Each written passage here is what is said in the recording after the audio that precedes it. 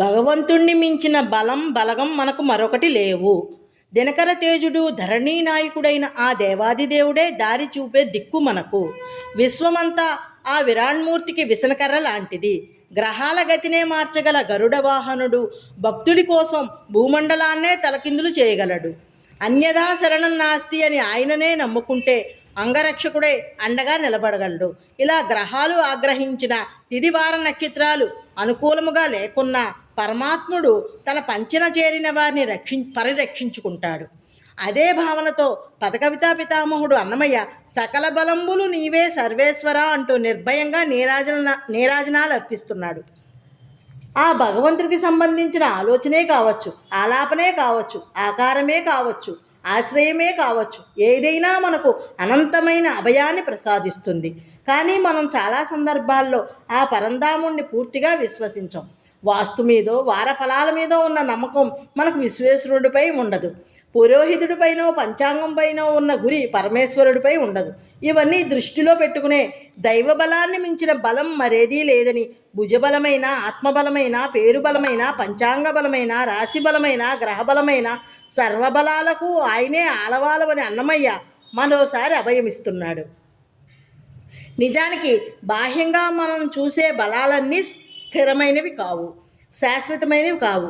ఈ లౌకికమైన సహాయ సహకారాలు, బలాబలాలు క్షణక్షణానికి మారుతూ ఉంటాయి. శాశ్వతమైన బలాఢ్యుడు ఆ భగవంతుడు ఒక్కడే. భగవాన్ శ్రీ రామకృష్ణ పరమహంస అహేతుకమైన భక్తి ఎంతో గొప్పదనేవారు. కేవలం భగవంతుడే ఆధారంగా జీవించమని బోధించేవారు. అందుకు ఉదాహరణగా హనుమంతుడిని గుర్తు చేస్తూ తిది వార నక్షత్రాలు ఏవీ ఎరుగను, కేవలం నేను రామచింతన మాత్రం చేస్తానన్న ఆ ఆంజనేయుడు లాంటి భక్తి ప్రతి ఒక్కరిలో పెంపొందాలని అనేవారు. అలా ఆరాధించడమే నిజమైన ఆరాధన. సకల బలంబులు నీవే సర్వేశ్వరా,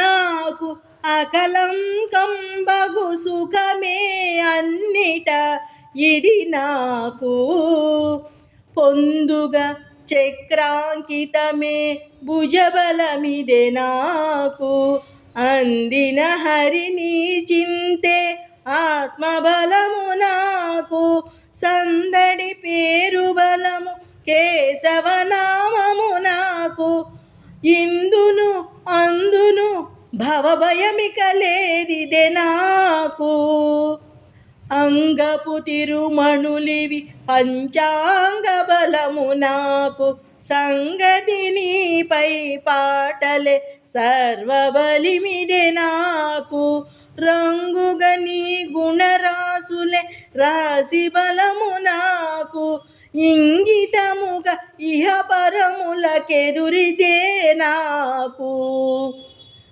కనుగొను నీ విగ్రహమే గ్రహబలమిదే నాకు, విను నీ దాసుల సేవే వెనుబలిమిదే నాకు, తనరిన శ్రీ వెంకటపతి దైవ బలము నాకు, ఘనమే చెప్పగనింతట కలిగెబోయిదే నాకు, సకల బలంబులు నీవే సర్వేశ్వరా.